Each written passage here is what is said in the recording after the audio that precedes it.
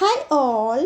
S, இப்போல்லாம் பார்த்தீங்கன்னா நிறைய பேர் அவங்களோட வீட்டில் பேர்ட்ஸ் வாங்கி வளர்க்க ஆரம்பிச்சிட்டாங்க. Have you seen that?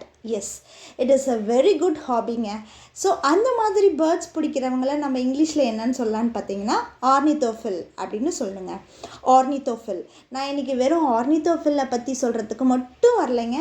So another one idiom that bird related என்னன்னு பார்த்தீங்கன்னா இயர்லி பேர்ட். இயர்லி பேர்ட் அப்படின்னா மார்னிங் சீக்கிரமாக எழுந்திரிக்கிறதாகட்டும், இல்லை ஆஃபீஸ்க்கு நம்ம ஏர்லியராக போகிறதாகட்டும், எது வேணால் வச்சுக்கலாம்.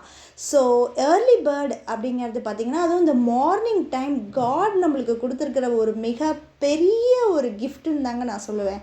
ஸோ நம்ம ரொம்ப ஃப்ரெஷ்ஷாக இருப்போம் அந்த டே ஃபுல்லாக. ஸோ நீங்களும் ட்ரை பண்ணுங்கள் ஏர்லி பேர்டாக இருக்க.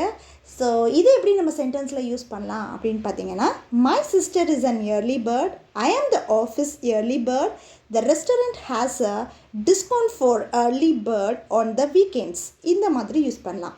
ஸோ நீங்கள் இயர்லி பேர்டாக இருந்தால் என்னென்ன ஆக்டிவிட்டீஸ் பண்ணுவீங்க அப்படிங்கிறத ஏற்கனவே முன்னாடியே நீங்கள் திங்க் பண்ணி வச்சுக்கோங்க. மெடிடேஷன் இஸ் த பெஸ்ட்டுன்னு நான் சொல்வேங்க.